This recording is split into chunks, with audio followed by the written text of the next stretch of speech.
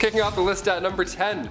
Boiling. Whenever I get in a bath that's too hot, I think of the medieval times. I can't help it. I can't believe this was once a real thing. I get chills thinking about it. Either water or oil would be used for this ancient punishment. To die by being boiled, that was reserved for those who poisoned others. So if you have any vials of poison, toss it. Don't do it, man. Trust me. In 1531, the time King Henry VIII was running the show, they made boiling a capital punishment. So poisoning somebody back then was equal to treason. Therefore, it was agreed you should be boiled slowly in front of like a room full of people. I would say that's the worst, but I know what's also to come on this list. Number 9. Water. Taking a step away from the worst physical thing one could possibly go through, let's take a look at how far the mind will go before it too breaks. Sensory deprivation is still around today. In fact, there's many who pay for it. Yeah, they lie in a dark tub full of salt, then they float and listen to Childish Gambino. It's a magical experience. Your senses are powerful, especially combined with water, so this dripping machine, this old water punishment, that was just all bad. You had ice cold water dripping on your forehead and your face over and over for hours and hours. Drops would be at different random times so you can predict it as well. My toes are wiggling while I'm talking about this. This is making me anxious right now. In medieval times, they would tie you down and then using a horn, a big ass funnel, they would pour 9 pints of water down your throat. So water is horrible in many ways. Number 8, fire. Can't talk about medieval punishments without mentioning this witchy classic. Commonly practiced in Babylonia and ancient Israel, then later on in Europe with the classic witch hunts, burning at the stake didn't come from churches like many believe. They didn't call the shots there at all. That was mainly how small towns settled local beef. Yeah, by burning at the stake, instead of just like a fist fight at the park. Burning at the stake came in full swing way back in 1431 in France. French disbelievers like Joan of Arc, they were burned at the stake. It was crazy that they actually did this as a form of punishment. This is one of the worst medieval punishments, and believe me, there's a little bit of a silver lining here. It was quicker than most. Sometimes. Gunpowder was sometimes used so that the burning and stuff would be much faster and brighter and louder and much more horrible. A lot worse on paper, but a lot faster. So honestly, I think it's better. History is insane. Another red hot punishment used in medieval times was when the accused had to hold a red hot iron bar and then walk a few steps with it. A red hot iron bar, your hands were literally toast at that point. Here's where it gets even worse though. 3 days later, the accused would come back to the court, and then when the bandages were removed, if their hands were healing, they started to heal, they were deemed innocent. They were on the path to goodness and whatever. If their hands were still in horrible condition from, say, I don't know, holding a red hot iron bar, then they were pronounced guilty. That's how the courts worked back then. Number 7, the rack. On to something not so hot and fast, but rather dull and slow. The rack is surprisingly well known. It was originally introduced to the Tower of London around 1420. The Duke of Exeter referred to this device as his daughter. What a weirdo. It's like guys who call their car like she. It's like, okay, just a little bit too close to your automobile, man. Relax. It was an open bed frame type device where your ankles were tied at the bottom and your hands were tied at the top. Already we're off to a horrible start. It was horizontal as well, and sometimes it was up. It was all bad. It would just leave you hanging by these ropes, and these ropes were slowly tightened more and more, obviously causing some problems to muscles and joints that were, holding things in place. This was done to extract information. This is also one of the worst things I've heard. Even getting tickled like this would be horrible. I couldn't even imagine. I make jokes because I'm uncomfortable. Honestly, hit that thumbs up to spread some good vibes because we're not even halfway done, folks. Number 6, molten metal. This was another form of capital punishment, and if you've seen Game of Thrones, it'll ring a familiar bell. A few of these do, actually. Yikes. Metal would be heated up in a cauldron for a long time to the point where it was liquid. It was molten metal, just a soup of minerals. Look, we said this video wasn't for the faint-hearted, and here at Bumblebee, we like to keep that promise. They would then pour the molten metal on your head, or more commonly known, they pour it down the throat of the accused. Obviously, it wasn't done as a method to extract information, it was done to brutally end someone's life. Because they're not talking after that, of course. Execution by molten metal was supposedly done to a wealthy Roman general, Marcus Licinius Crassus, back in ancient times. The metal would burn your muscles and skin, literally cooking it, and then after a few moments, it would harden. Bad, not good. Number 5, get to work. Also, speaking of movies, you know that classic scene where the prisoners are out on work duty, everyone's in their like orange jumpsuits, they're cleaning up all the garbage? Okay, that, but ancient. A lot of criminals, thieves, and no good rotten folks were used for hard manual labor. Pretty classic. And you guessed it, building the pyramids. While the pyramids are often misconceived of being built by YouTube's least favorite S word, it was most likely built by a combination of people, mostly crafted skillsmen and builders, followed by crooks and those wishing to get out of the hot sun. The job was dangerous, hot, like I said, and oftentimes heavy lifting, too much for me. While normal workers were granted 2 days off a year because it is backbreaking work, the criminals were tasked with quarrying stone with no days off. No machines, no iron tools, I mean it's all, oh man, that must be awful. Just the horror. Just the worst. Number 4, tarnished reputation. This one actually makes a lot of sense, really. Depending on how heinous the crime is, you wouldn't want this for stealing some bubblegum. So if you found yourself in hot trouble or the principal's office, which I was never in for being a bad boy, I was good every single time, I promise. No one believes me still, but I was. The vizier or government would keep track of who's been sneaking in the tombs like Lara Croft. Hence, they could use this information to tarnish your reputation. It was also used against false witnesses and those wishing to gain something from a legal situation. Those that wish to bear false witness would immediately have something amputated because that's the law around here, partner. Number 3, Fair Pharaoh. The great pharaoh Bacchus is an interesting subject to say the least. First off, I had to say his name a couple times before I really understood what was going on there. I blame the dyslexia, but that's just how it goes, baby. But secondly, he's the guy that takes power and goes, whoa, whoa, whoa, guys, maybe not so harsh. And I use this term lightly, but he improved human rights. Specifically improvements for prisoners who owe debt. Sounds like someone might have owed someone a few bucks himself. Interestingly enough, his laws were influenced by Greek laws, who then influenced more Greek laws, who those Greek laws influenced Roman laws, who then influenced our modern law. There's a big chain of events there. Trust me, it all matches up. Number 2, your nose knows. Knows to stay out of trouble. I saved this one for the bottom of the list because, well, it's just so awful and weird. In a town called Rhinocolora, not too far from Cairo, but 200 miles, was a town full of people with no noses. What? I know. This wasn't a Red Skull Comic Con convention, but a penal colony of sorts, maybe the first. These people were or had been accused of thievery, and for this they had their noses removed to show anyone who visited what kind of people they really were. In a world of infection and disease, I cannot recommend this. It's not a good idea. You probably wouldn't make it after they removed it. The name Rhinocolora, which literally translates to clip nose, the town of clip nose. That's not good. Number 1, in God's hands. Remember before I mentioned the priests used to handle verdicts? Well, it's crazier than you might think, actually. While the pharaoh was top dog in ancient Egypt, and I mean he was top dog, you don't get past the pharaoh. The gods controlled everything and the Egyptians worshipped their gods. Crops, weather, justice, I mean they did everything. So oftentimes the priest's verdicts would come down from the gods themselves. If that wasn't enough, the god Mahis was responsible for those criminals in the afterlife, where they would also receive comeuppance. Uh-oh, you're not safe anywhere. A sort of jail in the sky, if you will. Alcatraz has nothing on that.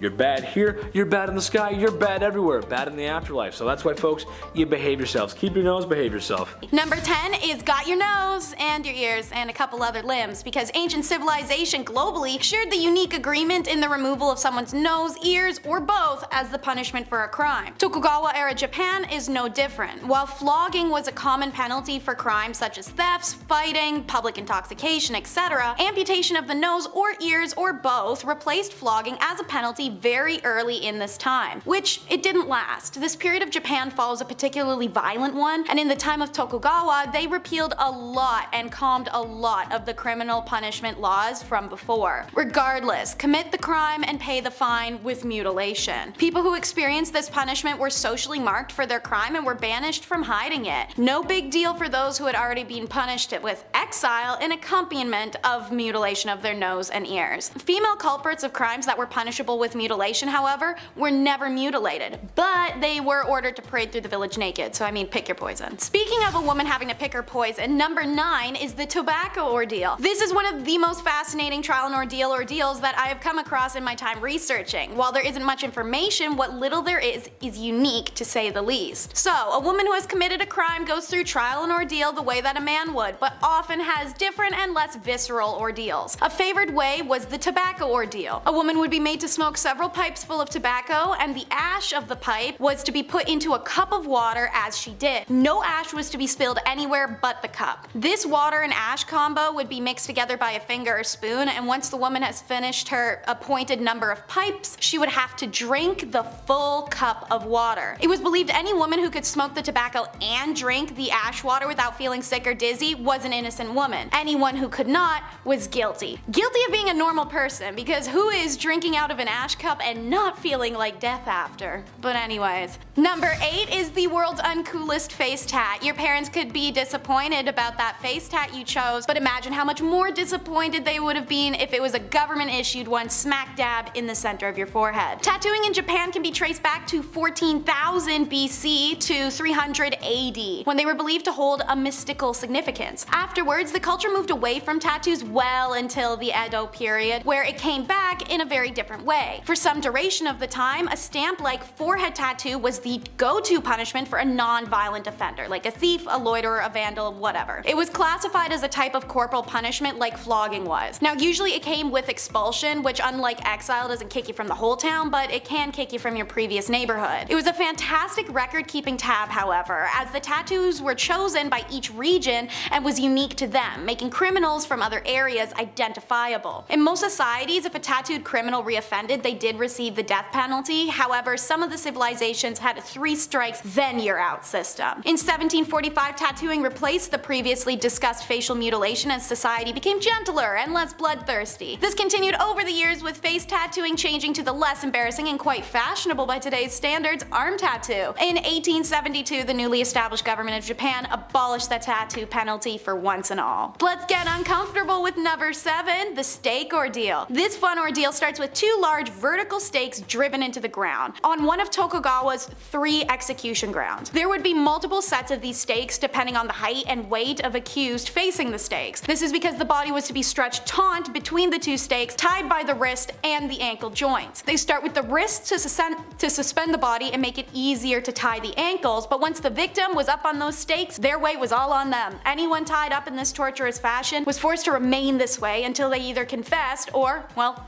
died somehow. Hanging by the hair of the head was another staking ordeal. Obviously, this wasn't something doable for someone without long hair, but worry not, as long hair was cultivated between both sexes, so there was never any shortage of torture options. While held aloft by 2 others, someone would tie the victim's long hair into a knot at the top of the stake frame. So, once they're tied, they let the weight of the person all hang from that hair until they confessed, or something uncomfortable to imagine happens. So, number 6 is gonna make me even more nauseous. It's tendon cutting. This makes me very squeamish. I'm gonna go fast. A customary punishment before and during the Edo was to cut the Achilles tendon of both feet. This was to maim a person for the rest of their life. No hunting, no working, heck, it couldn't walk in most cases, and you lost muscle connectivity that even aided in hip motion. This punishment makes you depend solely on others for the necessity of life. Seeing as this was usually a punishment for manslaughter or a passion killing, your family would have very likely disowned you anyways, leaving you alone to figure this out. One documented account is of an old man who had to move his body by dragging his legs using his hands and carrying 2 small blocks of wood in each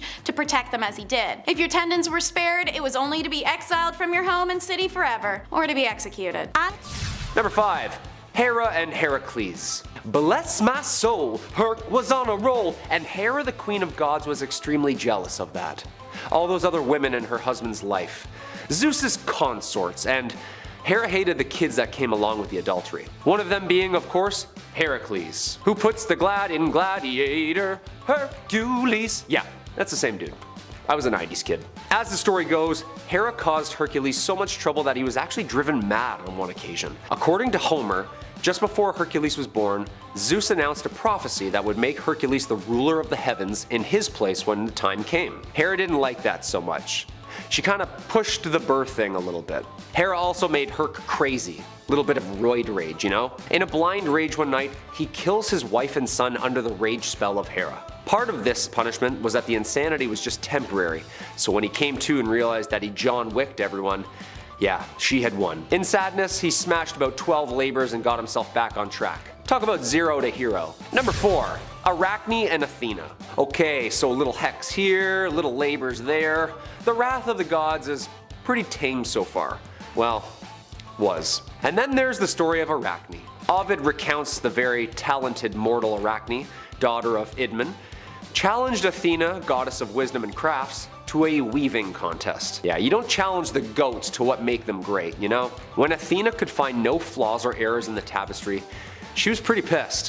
When Athena saw that Arachne had not only insulted the gods in what she had drawn, but done so with a work far more beautiful than Athena's own art, she was enraged. She ripped Arachne's work to shreds, and terrified of what comes next, Arachne took her own life. Athena brought her back to life, cursing her after a little sprinkle of Hecate's herb, an ancient poison. Arachne's hair started falling out, and then her nose fell off, and then her fingers, as her whole body started slowly turning into a giant spider. And this is apparently now why we have spiders. Yeah, thanks to this epic weave-off. Number 3. Hera and Lamia. Lamia was a beautiful Libyan queen, and enter Zeus stage right. Of course, loved by Zeus. Yeah, basically through no fault of her own, she got the wrath of Hera upon herself. This dude's commitment skills leads these people to get in a line of fire with some nasty curses. Hera cursed this lady hard. Every time she gave birth to a child, Hera either murdered it or made her eat it, regardless if it was Zeus's or not. Hera was like, nah, never again, now eat it. All of them. Even babies that weren't hers. Basically every night Lamia would ravenously make her way village to village eating mothers' babies. That's horrible. She swore to bereave all mothers of their children just as she had been once by Hera. Trying to help, of course, Zeus gave her removable eyes so that she was blind but harmless in the day, but after she popped those bad boys in, feeding time. Hera's mean, man. Number 2. Poseidon and Pacifier. Okay, so we're getting a little bit more into like disturbing graphic land with some of the more cruel things here. What started out as a rumor that some people were kind of smelly is turning into like eternities of pain and suffering and stuff. Pacifier was a queen of Crete and often regarded as the goddess of witchcraft and sorcery. The daughter of Helios and the ocean nymph Perse, Pacifier is notable as the mother of the Minotaur. You'll see why. She conceived the Minotaur after mating with the Cretan bull. Minos was required to sacrifice the fairest bull to Poseidon each year. One year, Minos, king, refused to sacrifice his most beautiful strong bull and sacrificed an inferior weak bull instead. Dude, don't with the gods. As punishment, of course, Poseidon then cursed his wife Pacifier to fall head over heels obsession lust for this beautiful giant prized bull. And many months later, Pacifier gave birth to a half-human, half-bull creature famously known as the Minotaur. The curse was sent out as a reminder to her husband Minos, quality over quantity kind of deal. That's heartbreaking. For her, of course. Her husband's cheap, so she has to birth a bull. It's not really fair, I'd say. And coming in at number 1, Prometheus and Zeus. And our number 1 spot, of course, must go to the god of gods himself. He can be pretty shady. Cheating on all his lovers, fighting with his old man and his kids. He's a little unpredictable at times. This one, ramping up the cruelty, we have Prometheus. He was our guy. This demigod loved us and stole fire for us. He fought on our behalf. He led the Titans into a trap, securing power amongst the gods again. He was everybody's friend. Besides Zeus. Yeah, Zeus didn't like the tricks and the new plans and all the attention he was getting. So Zeus punished Prometheus by chaining the Titan god to a rock with the might of Zeus himself. And then, worst part of course, having an eagle day in and day out just eat his insides out. Basically just slowly eating him for eternity. He would heal overnight, but then come the AM, breakfast again for eternity. Okay, so a little humanity never hurt anybody except for poor Prometheus. Thank you for the wonderful campfires. We now have s'mores, they taste great. But Hercules is coming, buddy. He's gonna come save you. I've seen the last chapter, no spoilers alert. Well, there you have it, folks. 10 times the ancient gods got a little pissed and decided to dish out some justice themselves. I mean, I don't agree with like almost all of these. Turning a woman into a spider because she's a better weaver? Like, just admit defeat. Or like Robin Hooding for the good of people, only to be eaten alive every day by a giant bird? I don't know. Eye for an eye, you know? Kicking off our list at number 10, stealing. Stealing today, okay, I mean, it depends what you take, and most of the time, your family doesn't end up abandoning you in the woods, right? I mean, hopefully, right? The Vikings, they didn't play around. Materials were sparse back then. It was hard to replace stolen goods, and the deed of stealing back in the Viking Age had severe consequences. The Vikings believed that if you stole, you were a coward. Yeah, and I kind of agree. My bike got stolen twice growing up. Cowards? Both of them. Maybe it was the same guy, I don't know. Stealing was a different kind of low to Vikings, and I'm sure many of you can see eye to eye with this. But when you steal from somebody, they don't have a chance to defend themselves, right? There's no honor, there's no battle for land, no fight for property, no bout for glory. It's just a shameless act, right? Raiding and stealing were two very different concepts in the Viking Age, because you're probably asking yourself, wait, didn't the Vikings do that horrible stuff where they stole everyone's land? They did, but it was different, apparently. They viewed both differently, although they sound the same in terms of brutality, and someone's losing their home regardless. A stealer would be abandoned from the clan, pushing them out into the woods for around 20 years. Yeah, all because you stole a pine nut.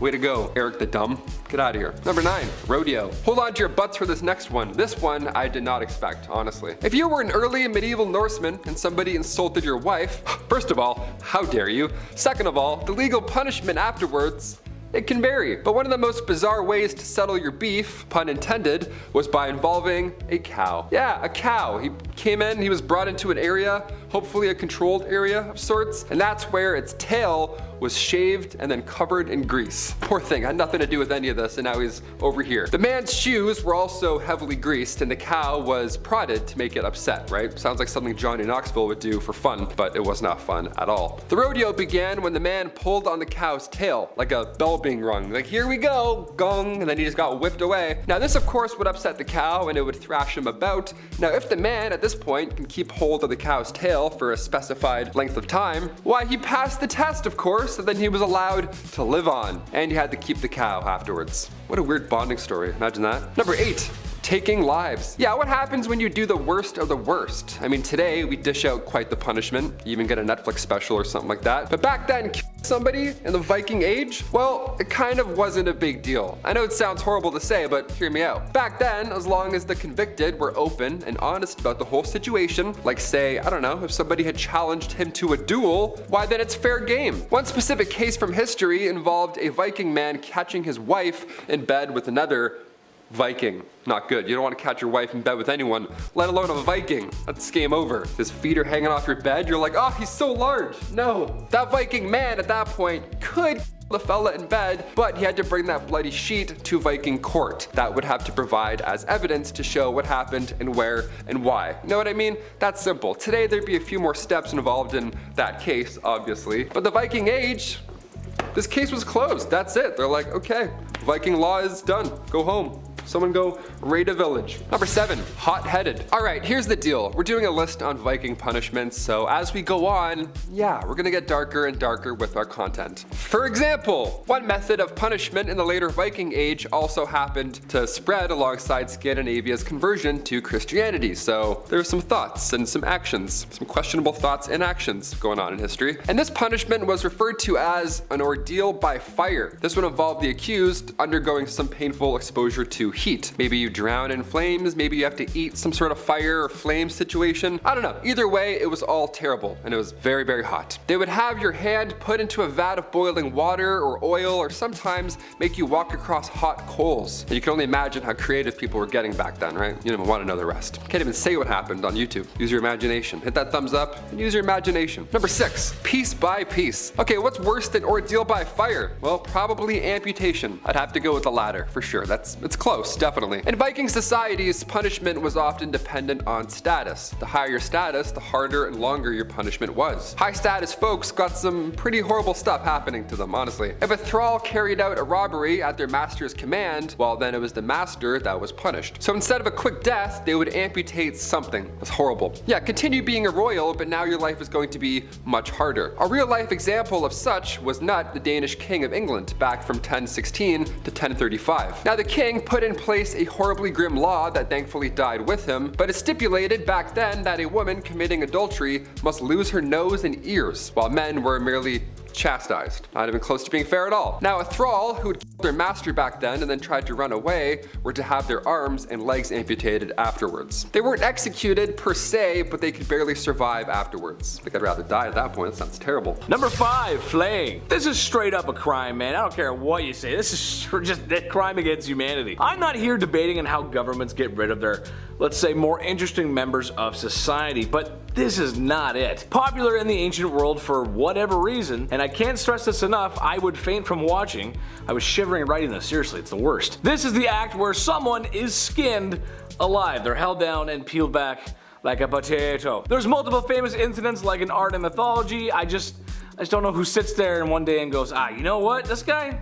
Yeah, we gotta skin this guy. Let's just skin him. Let's cut him up. Let's go. Number 4, the eagle dropping turtle. Okay, here we are. Top of the food chain.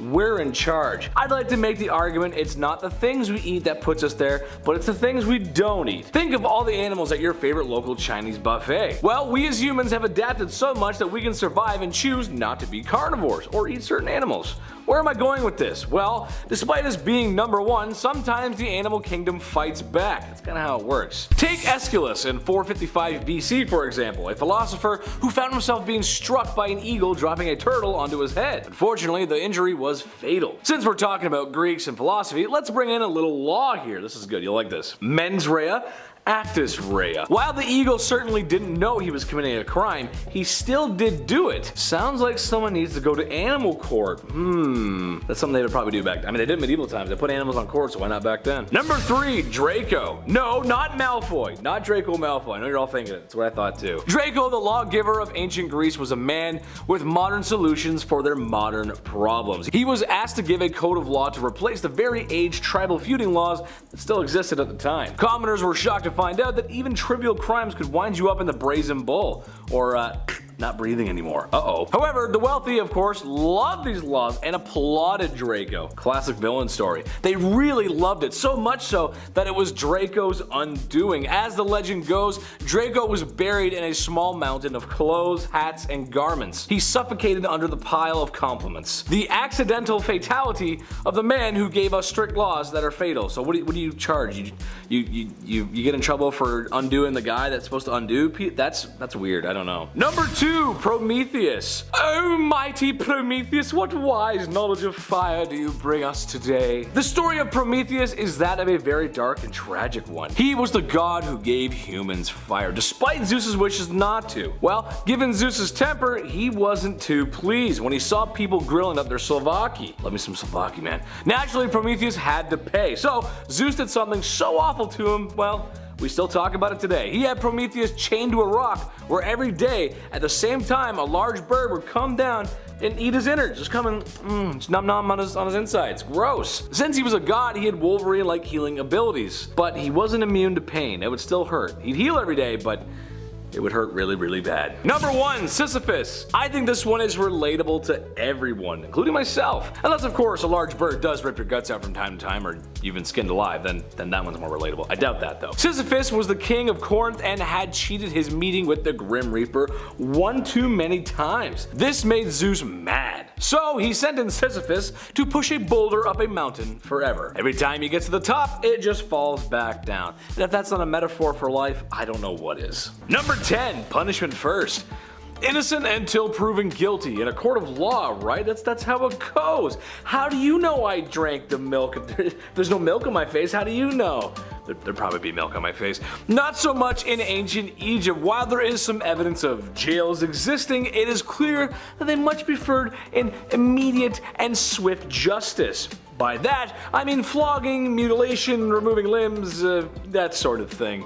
A lot of these punishments were overseen by a vizier. In today's terms, it's sort of like a governor or official who had the power to oversee things like punishment through. Or at least held the most power besides the pharaoh, which, hey, that's a lot of power. While it may be an effective system for keeping prisons empty, no one should lose fingers for sliding a couple double bubbles in their pocket. That's just my opinion. Number 9, prisoners. While the promise of losing a limb, the second you're caught taking a cookie from the cookie jar, boy I've been there, is a great deterrent, prison can also work sometimes. It should be noted that Egypt developed a system of law and order 4,000 years ago, which is, well, a long time ago and very impressive. For anyone taking the bar exam, that should be your answer under why take on law. Because the Egyptians did it first, why not? They did it, it's probably cool. So it makes sense that they did have some prisons. There's depictions of prisoners in drawings and figurines, surprisingly, oftentimes having their arms bound to their back like a good episode of Cops. And a leash around their neck with ropes and, well, it just looks a little strange and weird. Given that most criminals were done on the spot, it's not hard to imagine that the Egyptians were cruel to their prisoners, and they were. It was not good. They should be cancelled. That should be cancelled, them. Number 8, court. Believe it or not, they also had some sort of makeshift court as well. Who would have thought? No hammer and gavel, and certainly no Saul Goodman or Judge Judy, but hey, without those, I'd argue what the heck's the point of the American justice system in the first place, right? Oh boy. But they were simple processes, to say the least. During the Middle Kingdom period, judges were appointed to decide on verdicts before, well, it was usually priests, so I prefer a judge doing that, honestly. Except in this court, no one is legally represented by anyone. Yeah, that's right. There's no lawyers, but there was a jury and there were witnesses. Unfortunately, they were often beaten until, well, they said the truth, or the desired truth. Number 7, police. Bad boys, bad boys. What are you gonna do? Yes, that's right. Ancient Egypt may have had the first police force in history. Who would have thought? I actually didn't know that. I mean, sure, the vizier is great and all, but he can't possibly go around arresting everyone. He'd be at it all day. You can't do that. So it's only natural that you hire a bunch of dudes to do it for you. Can't get them all, but you can get some of them. While they did provide some limited support to communities and crime in towns, most of their arrests were made against those who were a little too greedy and thought grave robbing, well, the many sacred tombs around would make for an easy payday. It didn't. Number 6, Bloodhounds and Baboons. That's a weird title. This one is so weird, but okay, here we go. We've all seen the movies where there's a crook, a perp, or someone who's trying to outrun the law. Andy Dufresne was right. You gotta crawl through a lot if you want your freedom. I remember Andy Dufresne. Anyway, well, in these scenes there was a good chance that law enforcement has dogs with them. Oh yeah, see, I'm getting somewhere with this. There's also a good chance that those dogs were bloodhounds. Cute dogs actually, but the reason they bring them along is because they have a great nose. They can sniff a scent and follow it for miles, oftentimes leading to the crook. Smart dogs. What if I told you though that this sort of thing existed in ancient Egypt, except that wasn't dogs, it was baboons. Yeah, who would have thought? Yes, that's right, there's depictions of police with baboons assisting in the work with crooks and or criminals. It's all jokes until Diddy Kong shows up to arrest you. Now it's DK time, baby. Uh-oh. Number 5, Bloody Mary. Duh. Mary the First, or Bloody Mary as she is also known, was the first real Queen of Britain. But this reign didn't last very long, 5 years to be exact, before she was replaced by the much better Queen Elizabeth. But in that short 5-year span, Bloody Mary earned that title, let me tell you. Mary I ordered war against the Protestants and slew quite a hearty handful of them for heresy. Which is interesting since her father, Henry VIII, was kind of the guy who made Protestants more of a thing in England, and then her sister was also Protestant and made it the main religion in England. History is full of people needlessly passing away because what they believe isn't the right thing. Anyways, to heat things up, Mary even had some of these Protestants burned on the spot. Some is kind of an unfair statement. You see, the Queen here was responsible for burning over 300 Protestants at the stake. Other kings and queens burned people at the stake for their faith. I mean, Mary's father did it, as did her sister. But it's the sheer amount of people that make her much worse and much more famous. Number 4, taking over. Queen Catherine the Great of Russia was obviously a queen of Russia. But that don't mean she was actually Russian. She was actually German born. But she was Russian to get herself into power when it turns out her husband, Emperor Peter, was not very liked by his own people, as he showed a very obvious dislike for Russia, which is kind of weird. She took advantage of people's disdain, and while she may not have directly done the life ending here, it is pretty well stated that the act was committed by her supporters, and public opinion held her responsible. She was called the Great, but it seems she was actually kind of the absolute worst, even if she was a strong ruler. She does look very proud of herself in a lot of her paintings though, which, I mean, she overthrew her own emperor husband and became ruler of a country she isn't even native to. So like, yeah, I guess, good job, I think. Number 3, La Loca the Loco. Finally, a queen not on this list for ending other people's lives. No, Juana La Loca was far worse than that. Not to be insensitive, but Juana La Loca was loco. She was the Queen of Castile from 1504 to 1516, and she suffered from various mental disorders. After her husband died in 1506, her father buried his body, but that didn't stop La Loca from opening the tomb and caressing her husband's non-living body from time to time. Ultimately, she even ordered people to dig up the body fully, and she would kiss her deceased husband's feet. Sorry, excuse me, I need some water after that. That's disgusting. That's a lot. Oh good, we aren't done. Of course not. No, apparently, Juana would also carry his coffin everywhere with her, and even kept it under her bed. It wasn't until years and years later she allowed his burial outside her window, finally. Look, I get loving somebody, but dear lord, imagine what she was like when he was alive. Stage 10 clinger, 100%. Number 2, let them eat cake. How about a queen that caused a whole revolution? That's gotta be a good one. We have almost all heard of Marie Antoinette. She was well known for splurging on things she shouldn't have and the countless affairs and scandals she was involved in. Like the scandal of the necklace. Countess de la Motte pretended to be the queen's friend and entered the French court in 1785.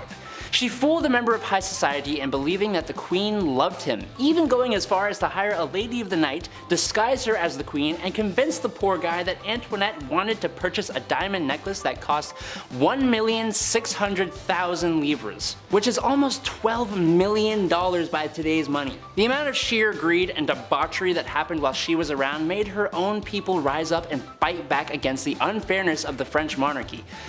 Good job, you made your people hate you, cause y'all ignorant. Number 1, Countess not Dracula? Born in Transylvania, because of course she was, in 1560 Countess Elizabeth Bathory of Hungary was a Hungarian noblewoman. But more than that, she was an extremely infamous serial slayer. She used her position of power to defend herself from ever having to suffer the consequences of the heinous crimes she would commit. Okay, well, name the crimes, Adam. Okay, I will. Elizabeth spent years slaying servants and peasants just because she wanted to and enjoyed it.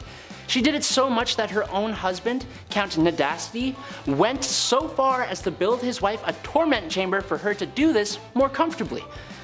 Great husband, horrible person. Elizabeth also had a nasty habit of actually feasting on her prey. She would often bite and eat chunks out of them while they were still alive, and in one case, she may have even forced someone to cook and eat some of their own body. Eventually, her conduct became so appalling that a trial was held. It only took forever to happen. She was convicted on 80 counts, but was only sentenced to solitary imprisonment within her castle. That's it. Like, how is that okay? I don't get it. She thankfully met her end 3 years later in 1614, but my lord was she a bad dudette. Not good. Number 10, Aphrodite and Lemnos. Kicking off this list, we have some pretty tame punishments. Definitely cruel to say the least, but more on the non-lethal side of things, as gods' sakes go. Apparently the gods love to be praised. Yeah, they're awesome. But sometimes they do some foul stuff. The goddess of beauty herself, Aphrodite, gets pretty pissed when she's not obsessed over. And the women of the Isle of Lemnos were kinda slacking on the prayer department. So she cursed the people of the island with a foul smell. I mean, that's pretty mean. Everybody stinks sometimes in life, you know. It's life. Little Musk never hurt anybody. But apparently the stink was so bad, all their partners left them and they were quite upset. Bruh. Which I can understand. It was probably just the equivalent to like the Great Stink in Europe, you know? Bodies and carcasses on a hot grease day just heating up the water and stinking it up. But nope, now it's a curse. Poor women of Lemnos probably get that rep for a while, you know?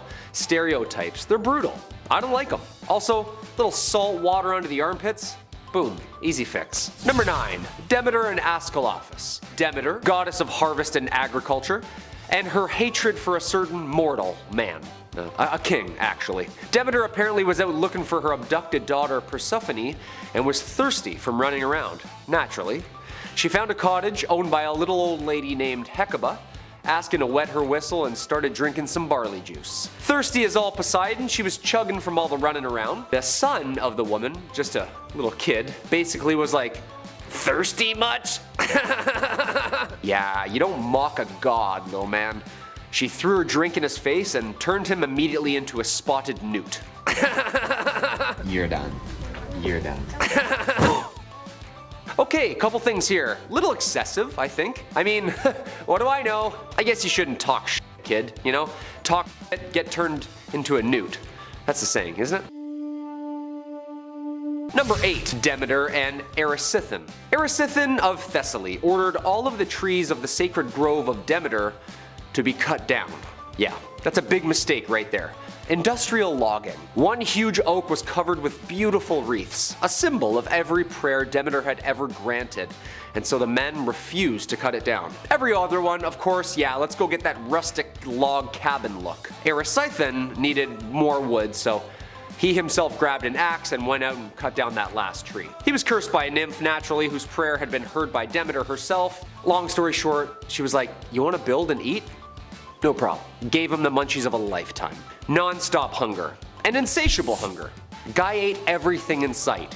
He was so hungry, Guy started eating himself. Yeah, all of him. Look, I've been hungry and picked something off the floor, 5-second rule, no problem.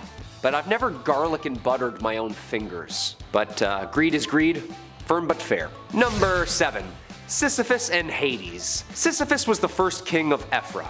A cruel king. He killed guests and travelers in his palace, which was a violation of guest obligations, which fell under Zeus's domain, thus angering him. He took pleasure in these killings because they allowed him to maintain his iron fist rule. Zeus was really pissed, yeah. This guy was cocky, and he punished him for cheating death twice. But his younger brother, Hades, caught wind of this and was like, no. As a punishment for this trickery, Hades made Sisyphus roll a huge boulder endlessly up a steep hill, forever.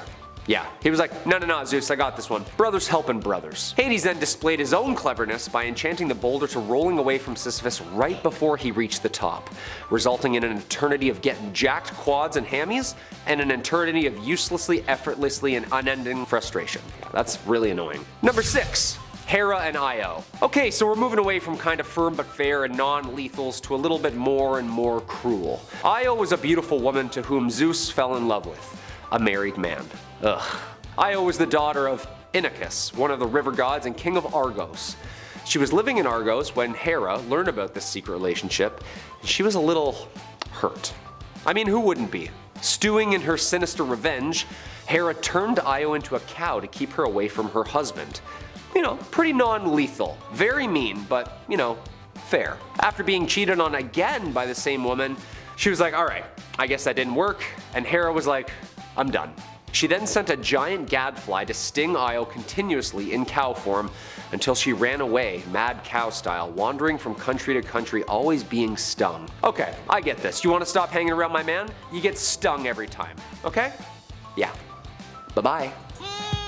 In our number 5 spot today, we have the ducking stools. This was a punishment used in the 16th and 17th century England in New England, and it was usually a punishment that was reserved for women. This punishment was given to a woman for doing what was considered unwomanly, whatever that is supposed to mean. Apparently, this included things like having an argument with their husband, fighting with the neighbors, gossiping, and backstabbing. Whoever made these rules had clearly never met a man, because newsflash, everyone does literally all of those things. But hey, clearly the logic used in the past was not logical. Basically, this punishment would see a woman being tied up to a stool and then dropped into a lake or stream over and over again. This was actually a punishment method that didn't usually end up in death, but that sounds like the worst consolation prize of all time. In our number 4 spot today, we have Trial by Ordeal. This one is aptly named because it really was a whole entire ordeal, and one that I'm sure absolutely none of us would have liked to have been a part of. This foolproof ancient judicial practice was used as a test to determine whether someone was innocent or guilty. Spoiler alert, it was in fact not foolproof at all. In fact, it makes absolutely zero sense. Basically, the accused would be placed in the center of everyone, and they would have severe pain inflicted upon them in a multitude of ways. If they survived the pain, they were innocent, and if they didn't, they were guilty. Like, what kind of insanity is that?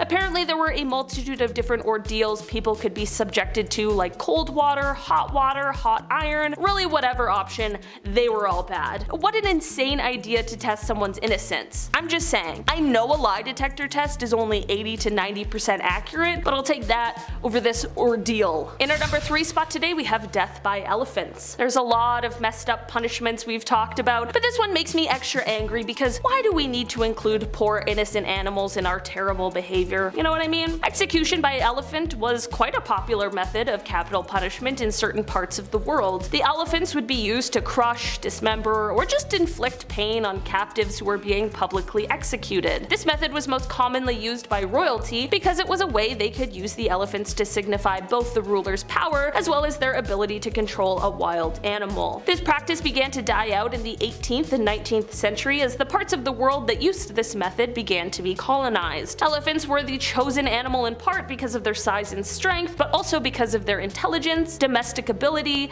and versatility. Although bears and lions were more popularly used in other parts of the world, elephants had the ability to be trained to execute the person in a variety of different ways because they are so smart. I feel bad for the people who died like this, but I also feel really bad for the elephants who were forced to take part as well. In our number 2 spot today, we have the breaking wheel. Alright folks, buckle up for this one that was once used as a method of capital punishment. This method was most commonly used in Europe from antiquity through the Middle Ages and into the early modern period. This was a super simple device and it really was just a wheel, but it was absolutely terrible. There are 2 different methods with the breaking wheel. Either the person would be broken on the wheel or by the wheel. So basically, excuse the gruesome descriptions, but if you were broken by the wheel, basically you'd be placed belly down on a board and then the wheel was slammed down twice on each arm and leg and then on the spine. You'd then be tied to the wheel and hammered to a pole. The pole would be put up for the victim to be left up there to die. Yeah.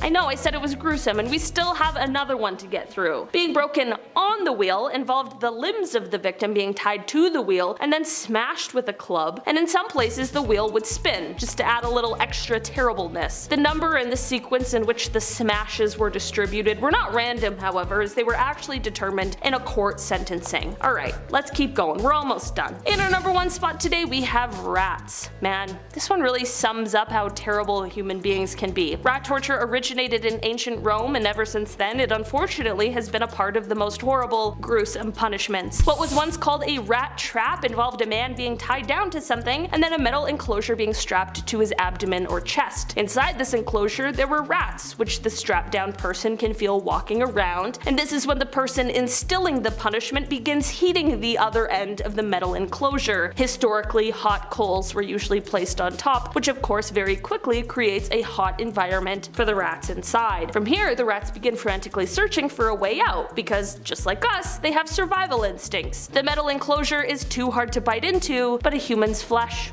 is not. Well, you see where this is going. I don't need to say more, but just know that it is very, very painful and very, very horrible. And to make matters worse, this is only one of the terrible rat punishments there have been throughout history. So maybe if there's a part 2 of this video, we'll talk about another one. How fun would that be? Alright guys, that has been our list for today. Thanks so much for checking it out. I've been your host today, Olivia Kozlowski. Go take a shower, alright? Shower this one off. We'll feel better after. Number 10, Tyrants. This is where the name comes from, folks. So we kind of wouldn't have the label if it weren't for ancient Greeks. There's been a lot of tyrants in history, but this is where it all starts. A tyrant refers to an absolute leader who uses his or her power harshly and crudely, exercising total control and oppressing those who stand against the strict rulings or are a desired target of which. Ooh, very fancy definition, Chetty. I like it. Wow. The trick is seeing how history remembers you. Leaders like Pol Pot and Joseph Stalin are easily agreeable tyrants, but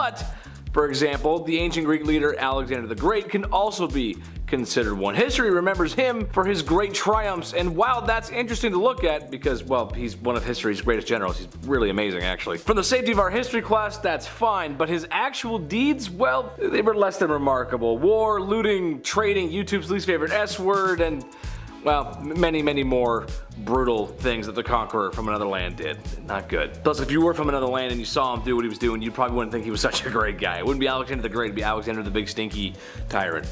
So there you go. Number 9, Diagonies. This one's my favorite. Maybe the least famous of all philosophers, but one with a decent philosophy, or at least so I think so. That's how I feel, and I think it fits in with the modern world. A man who was banished and exiled and had all his possessions stripped away. In some depictions, even his clothes. I wouldn't want that taken away. I gotta have my clothes. Thus, the man was forced to live his life on the streets of Athens inside a barrel, as you do. This likely is what developed his philosophy of cynicism. He argued that since he was living free of tax or payment in his barrel, that he was truly free. Thus, he had less worries than the commoners, and yeah, that's where his freedom came from. Well, where does the crime part come in? Besides, well, the obvious tax fraud there, and we're gonna pay your taxes. Diogenes might have been a few gyros short of a picnic, if you know what I'm saying, as he would often shout at passers-by, and well, he would do the devil's bedroom dance solo in public, just in his barrel there, just doing. Yeah, I can't say it, but you know what I'm talking about. Number 8, Sith Revenge. Well, I know a lot of people would be behind this, especially for really awful crimes. Revenge is not the Jedi way. Sometimes it was an option for the families of those who were wronged in ancient Greece to enact their revenge on the crook, assuming of course the crook was caught. You can just imagine the kind of crimes, the really bad ones. YouTube won't let me say. However, the important point here is that the families of the victim were given a chance to make their peace, or well, whatever the antithesis of that is, usually involving the crook not breathing anymore. Kind of a blood for blood kind of thing. Sounds great at first, but I couldn't recommend it. I don't think it would go well in people's conscience. I don't know, not a good idea. Number 7, Exile. A classic of the old world. Just like Hellenic society itself, a common punishment for a severe enough crime was banishment. Sure, today there's lots of folks who like being alone. I swear most of the people I went to high school with were introverts. I was friends with all of them. I don't know why though, because I'm so extroverted. For example, Heraclitus of Ephesus. He was getting banished from ancient Greece, and it's a lot different than not being invited to Chad's birthday party. However, getting banished back then could likely see you with nothing, like previously mentioned before. Maybe not as bad or down bad as previously mentioned, like Diogenes, but still pretty rough. There were lots wrong with ancient cities, sure, but you were much safer in civilization than left outside of it back then. As someone who's seen a lot of Bear Grylls, I wouldn't recommend going out of the wild back then. A trip, fall, a cut, that's it. Whew. Number 6, the Brazen Bowl. This one is a punishment and a crime. 2 in 1, baby. The Brazen Bowl to many may just look like a statue, and worst case Ontario, maybe the horns are sharp and could hurt you. Maybe. But don't be fooled, friends. This is much more than a statue of bronze or brass colored bull. It's actually a perp cooker. It's a twisted, awful, rotten form of punishment that could also be a crime itself. One against humanity, and those are the worst ones. Basically, you open the hatch on the bull and throw your bad guy in. Then, get a nice big fire going, really big one. The same ones your dad does in the summer. You know the ones you can't even get too close to because it's too hot. Woo! Then, wait. Once steam or whatever horrible smelling vapors come through the bull's nose, that's when you know the perp is done and it's time to throw in another one. That's awful. What an awful way to go. Oh. Number 5, denailing. Okay. The forcible extraction of one's fingernails or toenails. Or both. Lovely. Hey, before we move on, let's give that thumbs up a click. Yeah, the little thumbnail right there that we see on the screen. Let's spread a little positivity into this list. I need it. I don't know, I feel like you need it as well. Thank you so much. Back to denailing. This was a favorite method of medieval punishment because, well, sounds horrible, but it was easy. You just needed a really strong guy and some medieval pliers and, well, Bob's your uncle. You're getting a confession. A variant used in medieval Spain introduced a sharp wedge of wood underneath the flesh and in between the actual nail itself, which is horrible. The wedge was then slowly hammered into this grove more and more until the nail popped off. Yeah, thumbs up for thumbnails popping off in history. We try here on B. Number 4, damnatio ad bestias, also known as killing by wild animals. I'm a dog lover too, I can't read this one. Damnatio ad bestias was a form of Roman capital punishment in which the accused was killed by wild animals in the arena. Now, at this point you may be thinking, oh, kind of similar to Gladiator and what they had to do. No, this was much sooner. This was a little different. This was 80 years sooner. Now, at this point, in Gladiator, they could defend themselves to some degree. Those meeting their fate with this method, they were always defenseless, and sometimes tied to one spot, or they were given a small weapon made of wood. It was an insult, really, no chance of surviving. This form of punishment was seen in ancient Rome starting around the 2nd century BC, but 80 or so years later, the Colosseum then saw a similar practice, only then it was public viewing, it was a big spectacle, it was an event, and most importantly, gladiators could fight back with tridents or nets. Both are horrible. I'd rather just get it done with, to be honest. honest. I'm not fighting a lion. No way. Look at me. I'm like 110 pounds soaking wet. I'm not gonna fight. I'll fight a zebra, maybe. I'll fight like an emu. I could probably take an emu. Number 3, hanging. Again, a little straightforward, but I'll try and provide some history for this one. Sure, some hanging history. Okay. Ugh. Hanging is quick. I mean, that's when it's supposed to be. Hanging can be one of 2 ways: suspension by the limbs as a form of punishment, or hanging by the neck as a form of capital punishment. We don't often think about the first version. Being strung up by an arm, that's gotta suck, that's pretty uncomfortable. I can't even raise my arm in class for longer than 5 minutes. I gotta switch it up, know what I mean? These shoulders are weak. Strappado, oh, this would have been a nightmare. Strappado was the form in which your wrists were tied behind your head, eventually causing your shoulders to dislocate.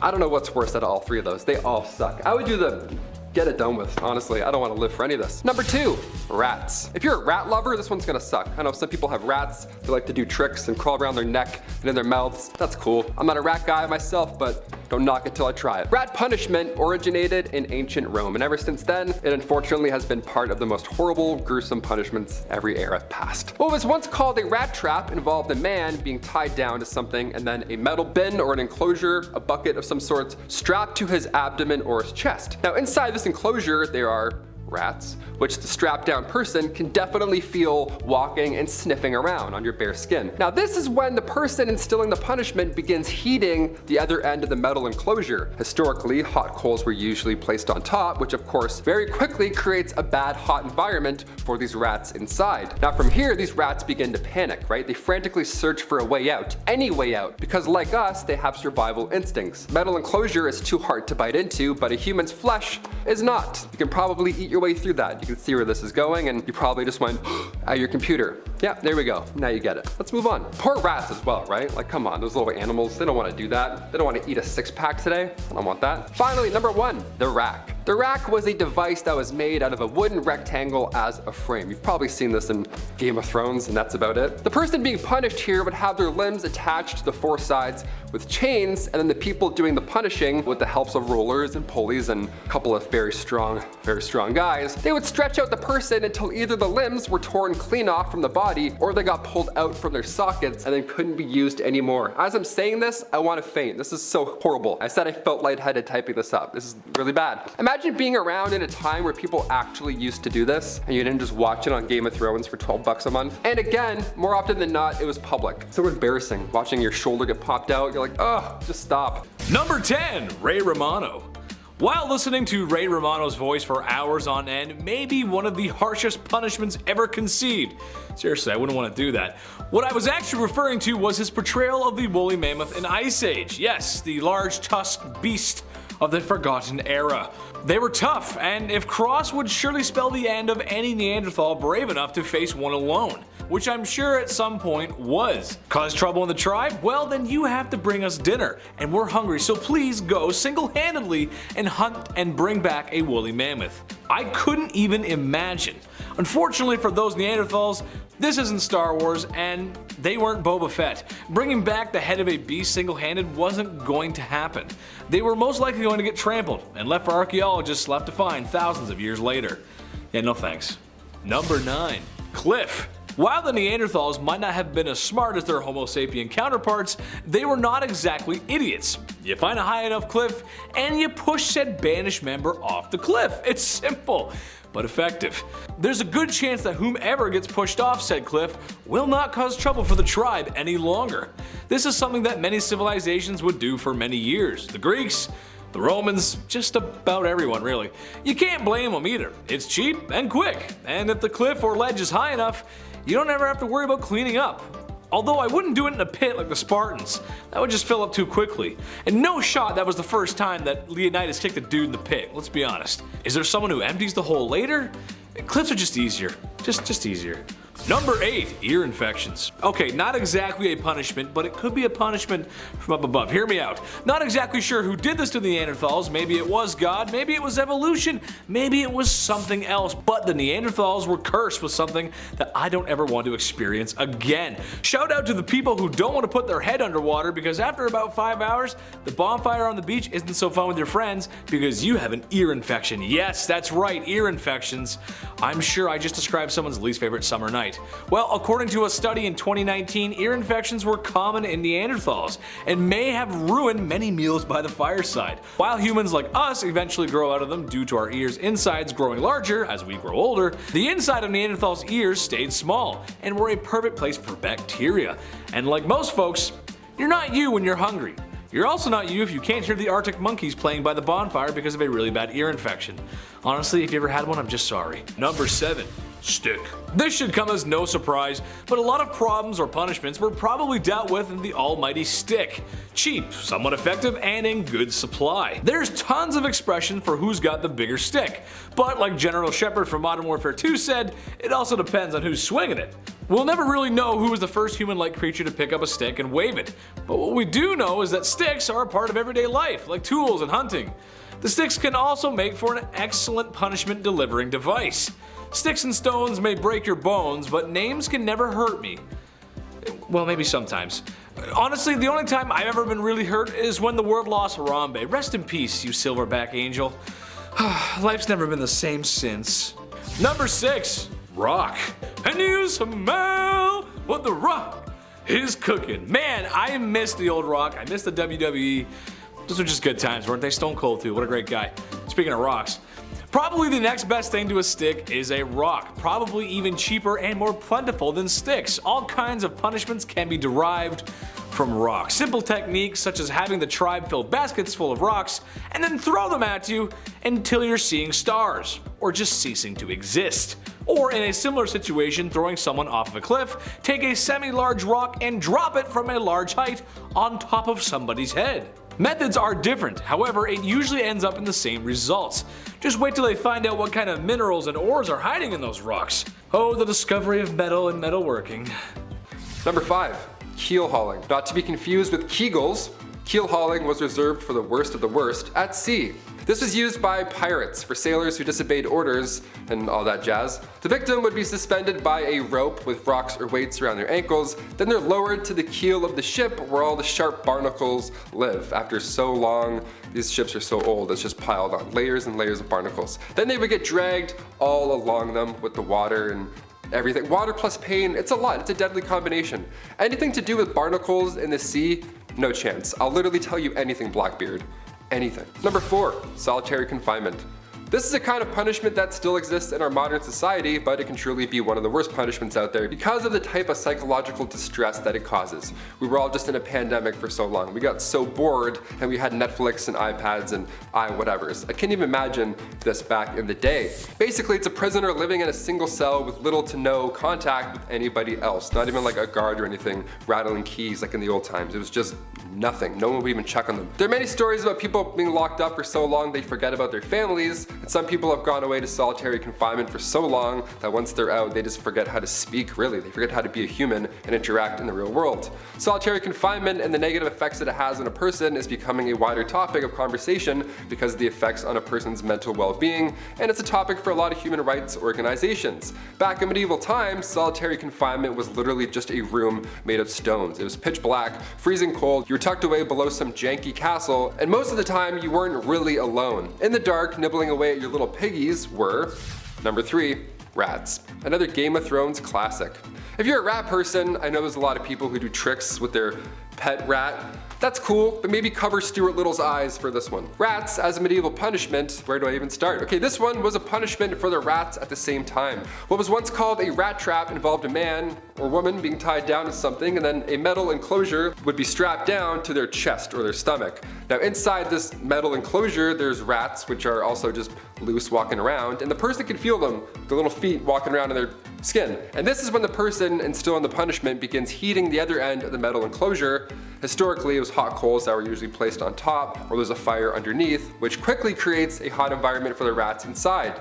From there, the rats begin frantically searching for a way out, but because it's made of metal and they can't bite through that, they find your skin, and then that they can obviously bite through. So you can paint the picture in your head. It's disgusting.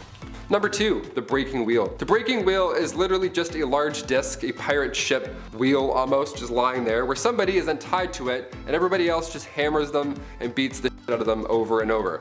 But of course, since we're talking about medieval times, everything has to be a show and whatnot, so once the accused was beaten and then presumed dead, the wheel would lift up and turn just to show everybody what's up.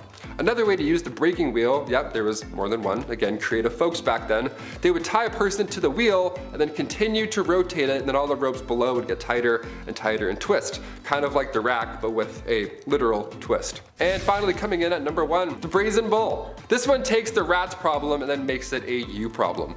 Out of all the ones on this list, the Brazen Bowl is the last one that I would do. Straight up haunting. It's also been referred to as a Sicilian bowl, and basically, it's not too complex. There is a bronze sculpture, often in the shape of, you guessed it, a bowl. But in medieval times, it was just a big, closed cauldron, and usually it was large enough to fit a person inside.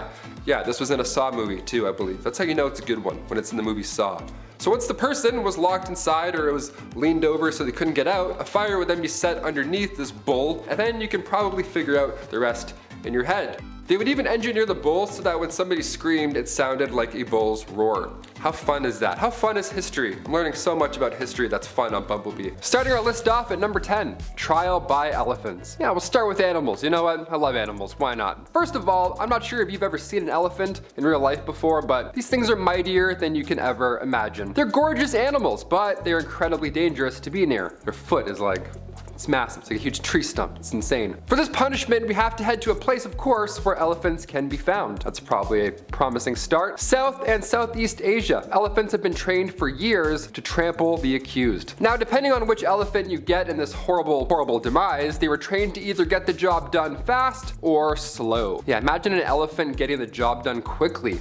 Sounds like something you'd never want to witness for yourself, right? Wrong. No, these punishments were all public. It was almost like a show, like ancient Roman's Colosseum. We think of that and we think of lions and we're like, wow, that must have been terrifying. Yeah, imagine that, but now it's an elephant with a big floppy nose too. Really loud. They're loud. That's a scary way to go. But at least that's a quick way to go, unlike this next one here. Number 9, drawing and quartering. You know you're screwed when there's an and, drawing and quartering. Wait, there's more. This is one of the most infamous methods of punishments. Now, this punishment was first doled out in England back in the 13th century. Now, the accused was, of course, as you'd guess, drawn or tied to a horse and then, well, dragged to the gallows. And then at that point, they would usually be hanged, maybe disemboweled, maybe beheaded, maybe be withered. I don't know. Other words that start with B, that's pretty horrible. Afterwards, the guilty was, of course, as you guessed, quartered. In other words, he had his body split into different parts. You know, sometimes each limb would be tied to a different horse and they'd have them run in different directions. It was creative, if I'm being honest, a little bit creative. The choreography, the timing here, it was impeccable. This punishment was reserved for those guilty of treason and was thankfully abolished back in 1867, so no more horses involved. Poor animals. Number 8, strappado. Strappado sounds like an Italian artist. It's for sure not. It's definitely not an artist. No. It's creative, again, I'll admit, but in the worst ways. It's an uncomfortable form of punishment, unlike others on this list. It doesn't necessarily always end in death. In strappado, the guilty is strung up by their wrists behind their head. Now, at first, this doesn't sound too bad, but again, just wait. The awkward angle is pretty much guaranteed to cause dislocation of the shoulders. But if that doesn't really kill you, weights may be added, and then at that point, your body's not going to recover. Thought to have originated in medieval times, of course, always medieval times, could have guessed that one. During the Inquisition, strappado has been used, sadly, into the 21st century. I don't know what they do in UFC, but there's probably a little bit strappado going on there. Little armbar strappado? No thanks. Number 7, keel hauling. As somebody who's not a fan of water, this type of punishment I can't even imagine. I wouldn't even get on the boat to begin with. Already scary. It sounds like something from Game of Thrones, and it can vary depending on how bad the ocean or the boat is. Imagine that as a lead up. Yeah, the ocean looks pretty rough today. Maybe you'll make it. This punishment was reserved, of course, for sailors at sea. Couple of naughty mateys. Now, it was first performed by the Dutch Navy back in the late 16th century, and what would happen was, well, the accused, they would be tied with a rope and then dragged underwater from one end of a ship all the way to the other, around the rudder, around all that bad shit down there. And while many died, obviously, being flossed around a pirate ship covered in barnacles, it wasn't always fatal, if you can believe that. Not always, but a good amount of time, definitely.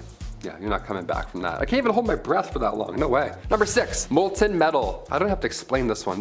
You've seen Game of Thrones. This is the worst. This should have been number 1 maybe, I don't know. I'm guessing myself right now. This skin crawling punishment was a form of capital punishment because, well yeah, there's no way you're gonna bounce back from this. While gruesome, this punishment has a fairly simple explanation.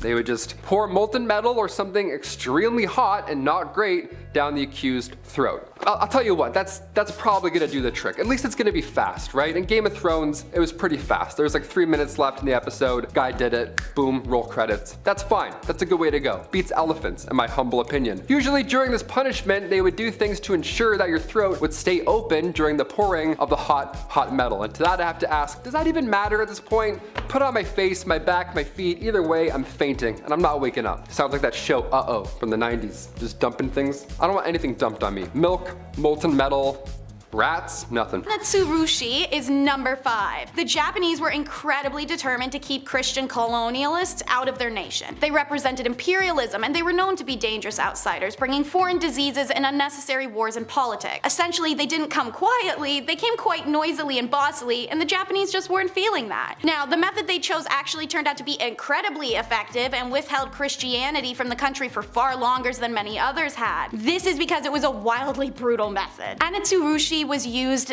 in the 17th century to coerce Christians to recant their faith after entering Japan. Victims would be hung upside down, suspended by their feet, and often lowered into a hole, itself often filled with excrement at the bottom. A cut would be made in the forehead around the temple area in order to let the blood pressure decrease in the area around their head. The aim was to break their resolve to renounce their faith, or they would eventually die. For this reason, one of their hands would be left free and exposed so they may signal upwards a willingness to recant. Both Japanese and Western Christians are known to have been submitted to this torture. Sometimes there was a doctor around just to resuscitate them so they can continue being tortured. They were also subjected to head-down crucifixion and water crucifixion. Water style was carried out by putting an upside-down cross at the shoreline low enough at low tide and waiting for the tide to rise so that the person would eventually drown. Christians were treated this way until 1873 when Christianity was finally allowed into Japan. And since we're already on the topic, number 4 is crucifixion. While it's unclear when crucifixion was introduced into Japan, likely 12th to 16th century, it had already had a 2,000-year history when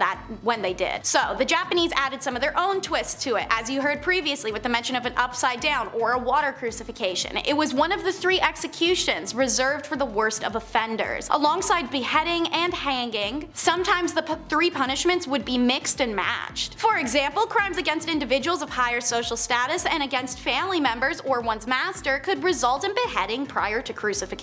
Adultery, theft, and subterfuge are all crucible offenses as they threatened both the social and political order. The person to be crucified would be carried out on horseback nude, adding to the humiliation of their sentence. He'd be poked and prodded with staffs by the assigned guards who would also carry a large banner with the person's name, offense, and punishment. Oh yeah, they aired your dirty laundry on the march to your grave. This route would also be set to pass the accused residence as well as the location of their crime scene. The accused was then tied at the execution site, and when the cross was risen and mounted with the accused tied upon it, the guards used their staffs to spear him repeatedly until a final thrust to the throat for an ending blow. The boiling point is number 3. Large cauldrons were used by the Japanese for boiling fish to retrieve oil, preparing rice, soups, and cooking people alive. This particular torture was a remnant of the Warring States period that I've mentioned to come before Tokugawa. They were completely masochismic in that time period. The Tokugawa Empire saw that and ended quite a few of these punishments because of it, but not at first. This is why I can tell you how the Tokugawa would fill these jumbo-sized cauldrons with cold water and put it over a blazing fire. As the water began to warm, the accused would be told, hop on in. What starts as an arguably nice toasty bath begins to boil. The accused is to remain in hot water until they confessed. Now, this was only used as an ordeal when the judge and jury were very convinced of a person's guilt, but the person just wasn't fessing up. It could sometimes also constitute as a mode of punishment or execution. For example, an entire family in the 16th century were boiled alive in a gigantic bathtub as a punishment for a failed assassination. Another fun ordeal was using a pan of boiling water and having the accused dip their arm into it. If they refused to do it, they were assumed guilty. If they did and got burned, they were also assumed guilty. Only if you could stick your arm in boiling water and come out unscathed are you innocent, because that makes sense. Number 2, we pull the saw. Or don't. Don't will sound better in a second. So, like a few others on this list, the Tokugawas let this torturous execution method from the past dynasty enter into theirs. However, they made some changes in the brutality of it. But before this change, this execution method allowed for an interactive experience. So,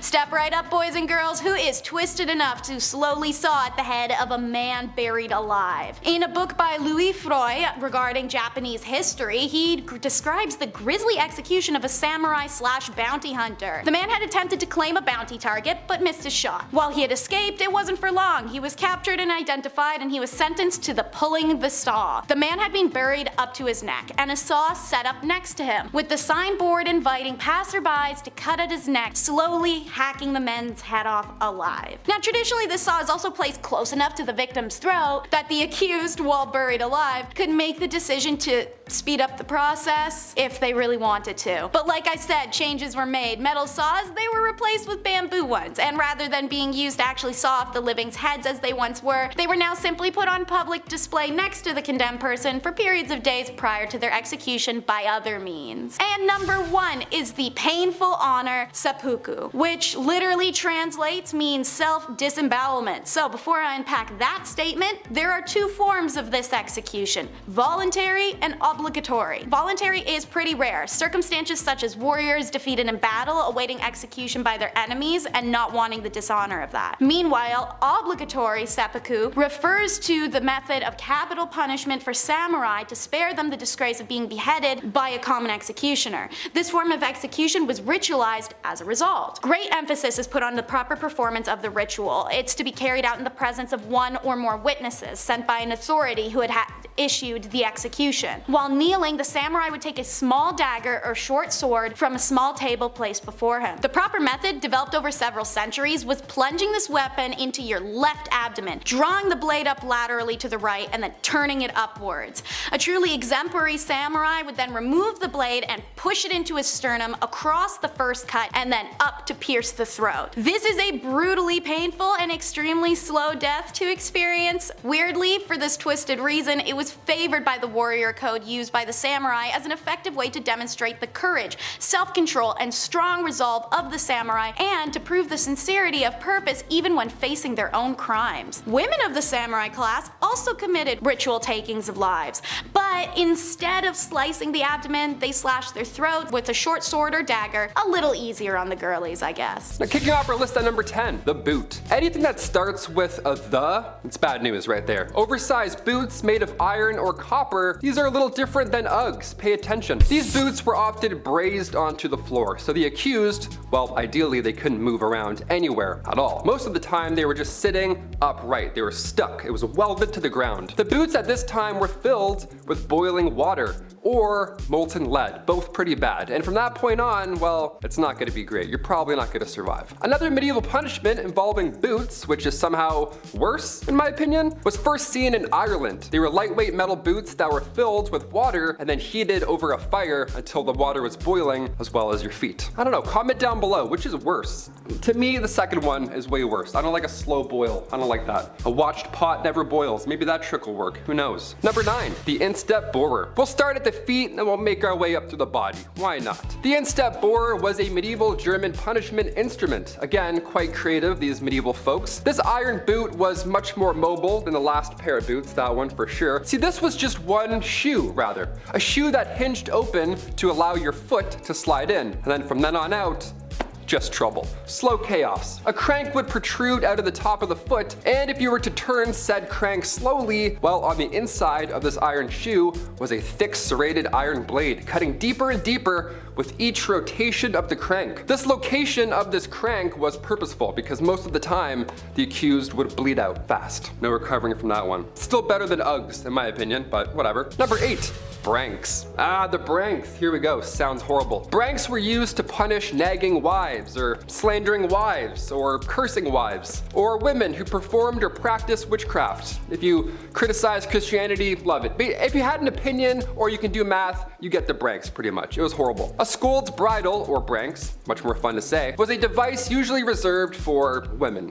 Yeah, classic medieval times history. It wasn't just a muzzle either. We always look at it as if it was a muzzle. No, it was a lot worse than that. It was a cage for the head with an iron plate projecting into the mouth, even pressing down on top of the tongue. More often than not, this plate was studded with spikes so that if the tongue moved at all, ergo if you were to speak, it would cause you to bleed out. Now again, you can't open your mouth with this device, so that is double trouble. It was first seen in Scotland back in 1567 and later used in England. Branks were commonly used again on women of the lower classes whose speech was troublesome. Yeah, what does it even mean, right? Some shaped like an animal's head, so you'd have a cow for somebody that was considered lazy, a donkey for someone considered a fool, a hare for an eavesdropper, or a pig for a glutton. Yeah, God forbid you had an opinion in the Dark Ages. Number 7, the iron chair. Not to be confused with the iron throne, although I'm sure that one wasn't too comfortable to sit on. Just a chair of swords. The iron chair has spikes covering the back, all along the armrests, the seat.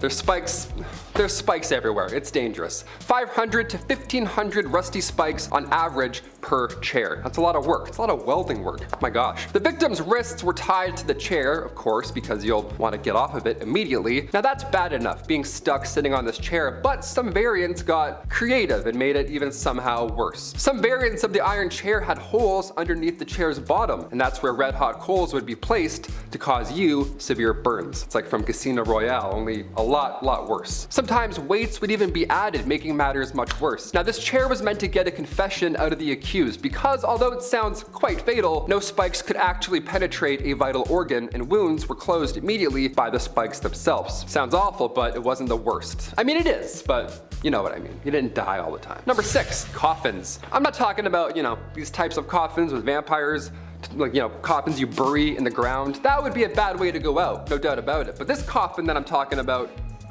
much worse. Here, the victim was placed up high, not down below. They were placed up high in a cage that was so small you could barely fit inside of it. Stuck in one spot, usually with limbs sticking out. The live victim was most of the time left to starve or die of thirst. Or exposure. Yeah, those limbs sticking out, insects, the sun all day. It doesn't matter what you get at this point, but it's slow and it's gonna suck. And of course, in medieval fashion, it's gonna be quite public. Everyone's not working, no one has jobs in medieval times. We're all just watching some guy stuck in a cage. We're like, sure, this is it, we're living. UFC. Number 5, tarring and feathering. Okay, we've all heard about this one. It's brutal, of course, but the most shocking part is how many steps this one involves. You know what I mean? Like you'd think at the feather part, one guy would be plucking, like, what are we doing? This is insane. I have to go home. It's been hours here. This is horrible. This one goes as far back as 832 AD. This disgusting act has been going down for quite a while. Again, it's so many steps. This is horrible. Who invented this? A man stealing on trade journeys was to be tarred and feathered. This was for stealing during journeys. Again, this is what I'm saying about steps here. First, you'd have to shave this Viking's head, which I don't know if you've seen a Viking recently, but that's gonna take a minute. A lot of hair, sure. Then said Viking was covered in tar and then duck feathers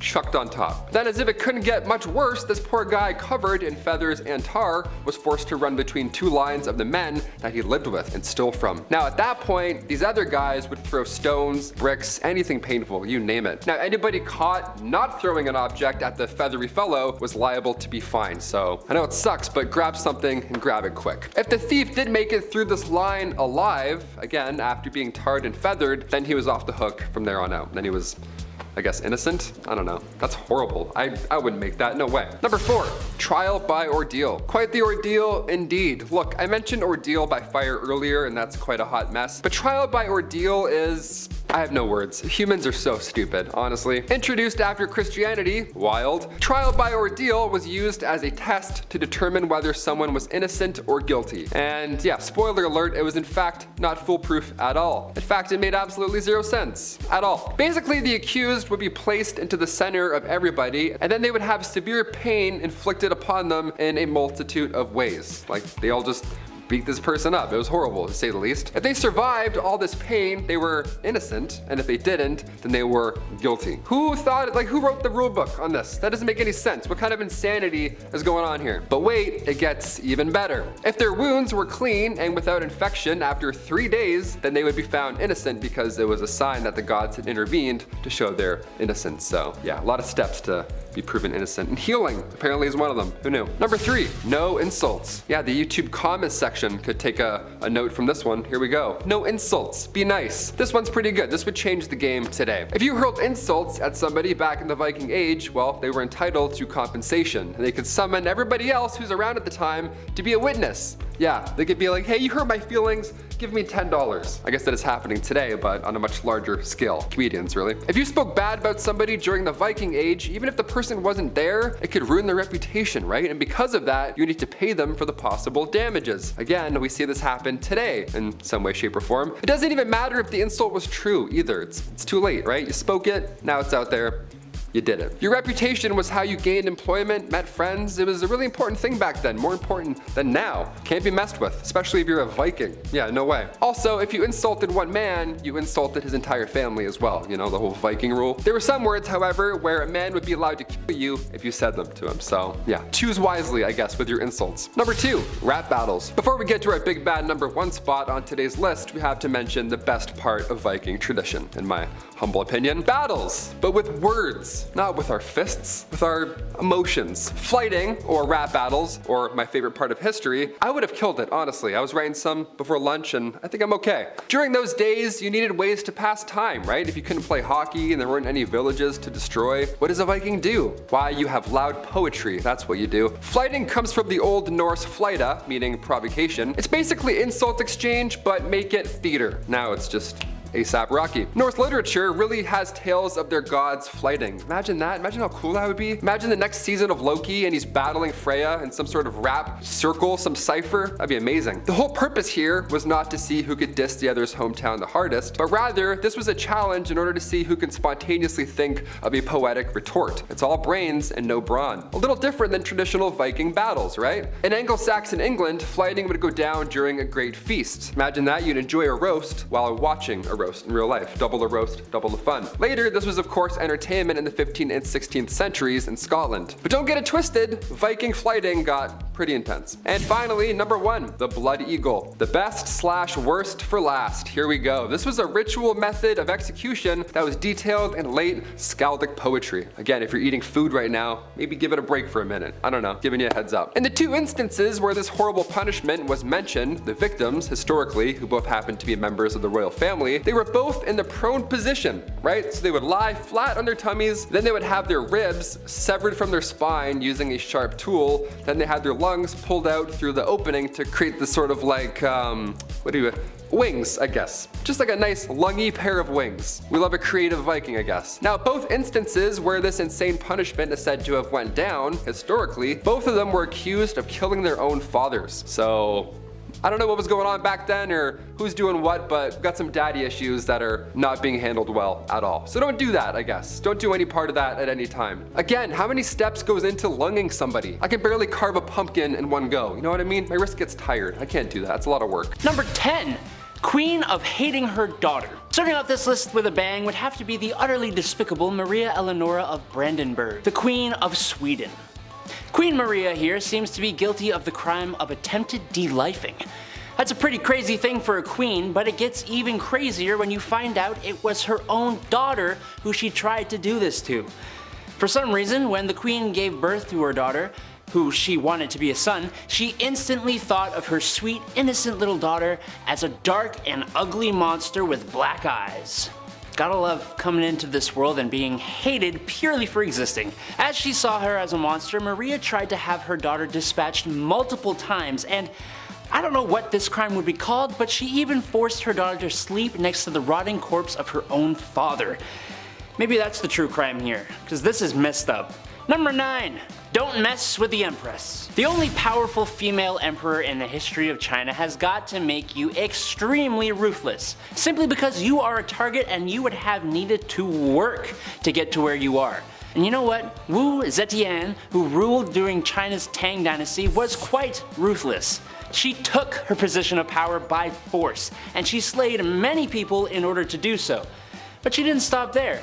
She committed more acts of slaying throughout her rule as well. And I don't mean like slay queen, although that does really work for this list, but no, she slayed people.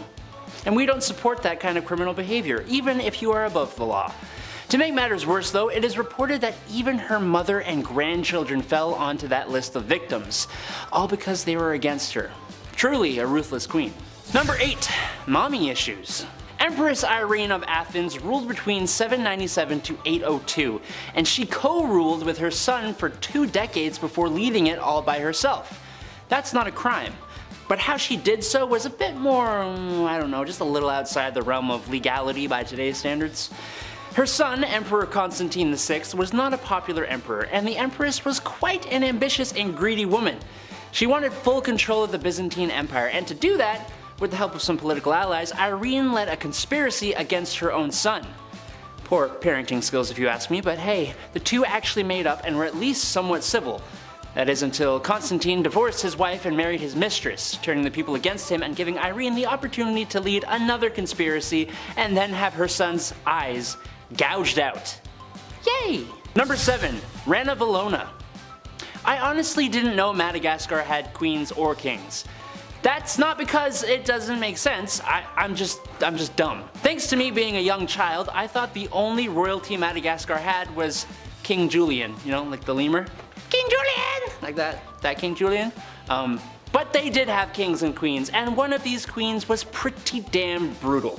Queen Rana Valona I ruled Madagascar between 1828 and 1861, and there is absolutely no doubt that she would do anything for her kingdom. After King Radama I, her husband, passed away, she took over the crown, and during her reign, she put a lot of people to the axe, or whatever way they executed people in Madagascar.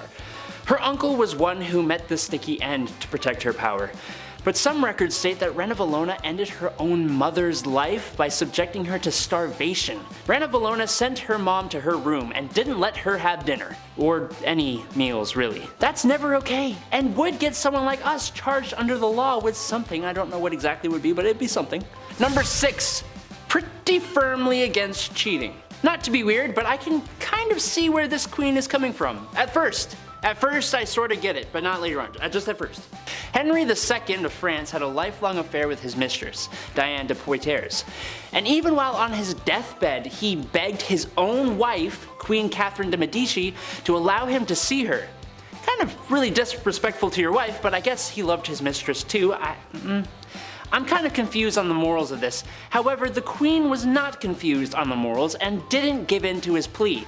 In fact, she even denied Diane entry into the room, letting the king pass away without having his dying wish granted. Damn. That ain't a crime. This queen had a daughter who took after her dear old dad when it came to the whole monogamous relationships, meaning she didn't really have them. When the queen mother found out about her married daughter's new romantic interest, she locked her daughter up in a castle and never saw her again. But she became even worse when she ordered her daughter's romantic interest to be executed in front of her. Now that is rough. And while she didn't do the deed herself, giving the order is kind of bad enough. It gets worse. Her son, King Henry, didn't like that she cruelly did this to her own daughter, so she had him dispatched as well. My goodness. Number 5. Good soup. Perhaps we'll never know where any of these punishments truly come from, but like all things, they had to come from somewhere. Maybe they did come from Neanderthals. What I'm talking about here is boiling people alive in oil. The good old days, which honestly sounds like the worst way to go. It just can't be nice.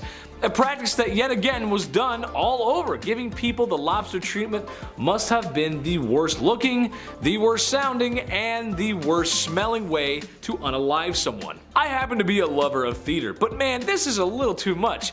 It's hard to call this anything but theatrics, as I'm sure there are much easier ways to achieve certain goals. Honestly, you could probably cough on someone and would achieve the same result. Boy, am I thankful for sanitation. Number 4, sacrifice. When your source of food gets taken away and then the rain doesn't stop for 6 days and 6 nights, and when your favorite VHS no longer works, it can truly only be an act of God. We have to please him. Set a bunch of ooga booga men around the campfire. But how do we do this? Well, that's usually when the quiet person in the back speaks up. Sacrifice someone to the gods, he says. Alright, sounds good to me. This was something that went on in many cultures around the world, but it makes you wonder who really was the first to try it. Or rather, keep trying it. I mean, hey, the buffalo came back, the rain stopped, and I just found my favorite VHS. Dude, we gotta sacrifice more people. Number 3, the Brazen Bowl. This might be the oldest punishment on the books. It also may be the worst. Seriously, this one's the worst. Similar to boiling in oil, however, this is just much worse. The Brazen Bowl, basically what you got here is a bowl made of bronze, and she's hollowed out like one of those walker things from Star Wars with all the little stormtroopers in it. So you put the perpetrators inside, you lock them in, and then you start a fire underneath that would essentially cook your perps to well done. Make sure your perps are well oiled and salted. Keep on high heat until the screaming stops or the desired sin has been cooked away. Yeah, I can't even begin to imagine the horrible feeling that would be locked inside there. No amount of aloe vera could ever fix those burns.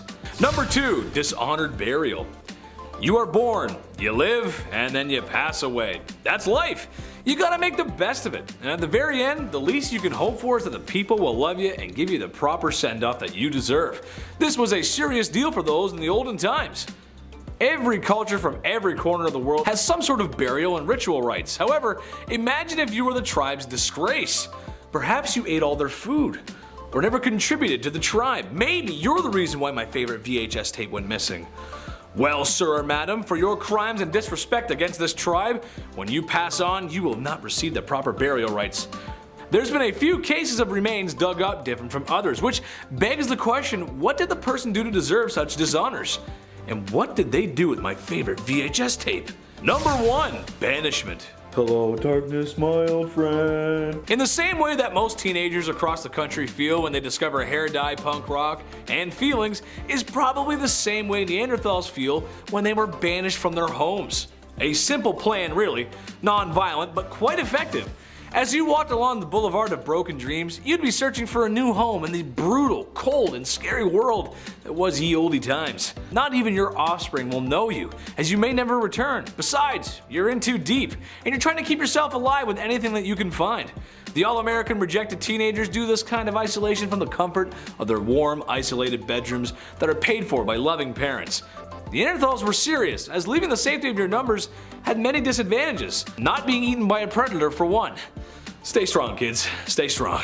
Starting off this list, in our number 10 spot, we have scaphism. Alright, you guys, this one is also known as the boats, or being eaten alive. And really, whatever way you swing it, it absolutely sucks so badly. This is an ancient method of execution that involved putting someone sandwiched between two boats stacked on top of one another. From here, they'll feed the person and cover them in milk and honey, and then they just leave them. From here, the substance is on and in the person will fester and attract bugs and other small vermin, which will then basically eat that person who can't fend for themselves alive. Not only would being eaten alive be one of the worst ways to go, but this process was incredibly lengthy and ensured the person suffered for a really long time. Like, we're talking over 10 days here. In one of the first written mentions of scaphism, which comes from Plutarch in the life of Artaxerxes, while talking about the execution of Mithridates, he said, quote, "When the man is manifestly dead, the uppermost boat being taken off, they find his flesh devoured, and swarms of such noisome creatures preying upon, and, as it were,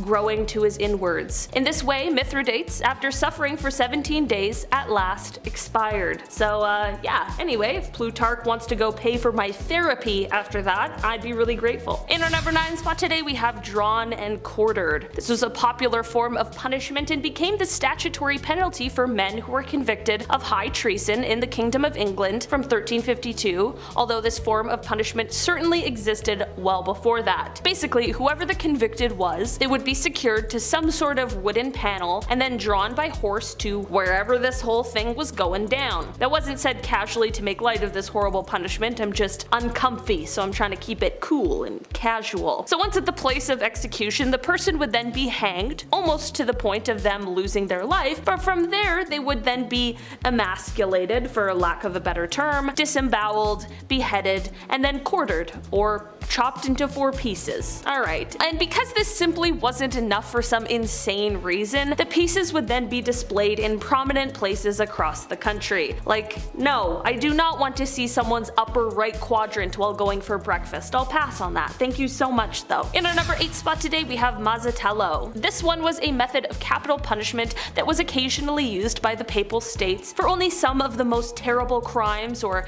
crimes that were considered especially loathsome. Basically, the person who was being executed would be led to a scaffold that was located in the public square because they didn't have Netflix back then, so instead they just watched people die. I don't know, it was weird. I'll keep watching Ginny and Georgia instead. But anyway, the person would be accompanied by a priest, and on this scaffold would lie a coffin and a masked executioner who was dressed in black. A prayer would be said for the soul of the condemned, and then when the time came, the executioner would swing a mallet into the air and then bring it down on the head of the prisoner. Sometimes this one blow would be enough to take their lives, and sometimes it would merely render them unconscious, which would then lead to their throat being cut. None of this sounds good. This one sucks so bad. I feel bad giving you guys this information. Next video, can it be like top 10 nice, cool, wonderful flowers or something instead? Top 10 dogs. Let's do that. In our number 7 spot today we have the Blood Eagle. This messed up thing was a ritual method of execution that was detailed in late skaldic poetry. In the 2 instances where this horrible punishment was mentioned, the victims, who both happened to be members of the royal family, were placed in the prone position. They were laying flat on their tummies, they had their ribs severed from their spine using a sharp tool, and then they had their lungs pulled out through the opening to create a sort of super messed up and really scary and terrifying pair of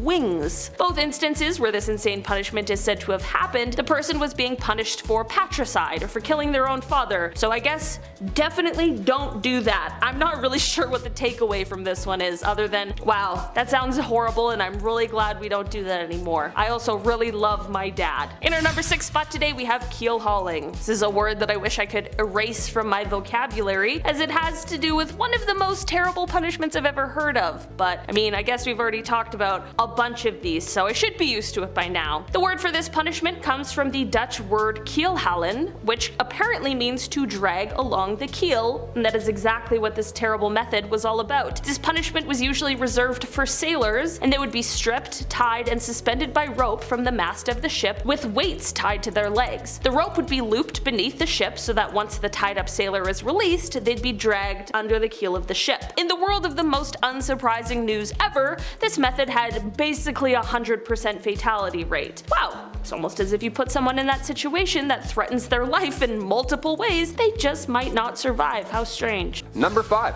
sawing. Yeah, sawing. You know, again, another one I don't have to explain too much here, hopefully. Mostly seen in Rome, Spain, and some portions of Asia. It's common. It's a pretty common, straightforward idea, sawing is. You can imagine this one already, right? We sure hope you can because, well, we can't show it.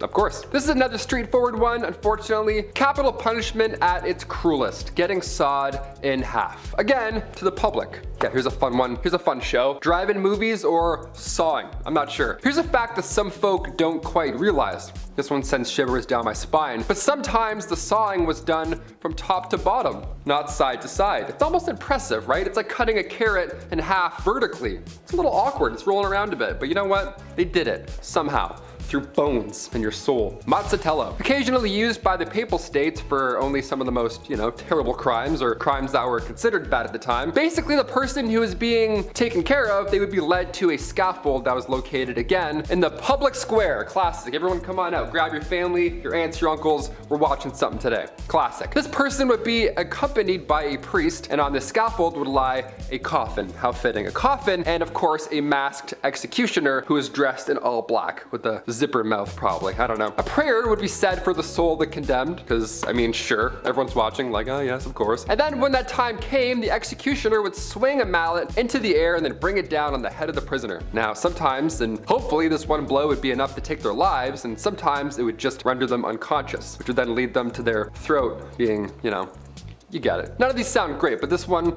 it sucks really bad. It's like, hey, you're gonna get hit, and then it might get worse. I don't know. Necklacing. I'm never wearing my necklace ever again. Here we go. Necklacing is a terrifying practice that involves a rubber tire, not a necklace, a rubber tire, and unfortunately it involves a human being as well. The rubber tire is filled with petrol, which is then put around the victim's chest and arms, and they can't move, and then after that they are set ablaze. Yeah, you figured that was coming. You think I'm talking about The Hills Have Eyes or something terrible, but no, this was real life. I mean, I'm sure you can figure out what happens next, but this method, sadly, can take up to 20 minutes for somebody to pass away from. Little different than the elephant stuff, you know what I mean? They're just left suffering the whole entire time. This one wasn't too public. Nobody could stick around for this one. Cause you know, 20 minutes? No way. I could barely get through a 10-minute YouTube video. You wanna watch this guy burn for 20 minutes? Good joke, how horrible. Impalement. This was another one that was highly requested by you guys. I've heard you comment on this a couple times, so yeah, I'll talk about it, sure, you weirdos. Impaling, do impaling, long neck, impaling. I'm like, you got it. I hear ya, I see ya, let's make it happen. Vlad III, also known as Vlad the Impaler or something like that. He liked doing a little bit something like this. This was a popular form of punishment for a very long time, sadly, and was most commonly used as a response to crimes against the state. Although Mr. Vlad, we just mentioned, basically did it to everybody that he didn't like, so I suppose to each their own, sure. All right, Vlad III. Maybe Vlad IV won't do that. Let's hope. Impalement was a method of both torture and, obviously, execution that involved, well, just slowly driving a stake or a pole or a spear or a big carrot, something pointy or whatever, through a person in order to completely or partially, perforate their torso. There we go. I sound like a Victorian scientist. You can impale somebody vertically or, again, horizontally if you want to spice it up. Instead of going this way, you go, oh, that's really bad. Ducking stools.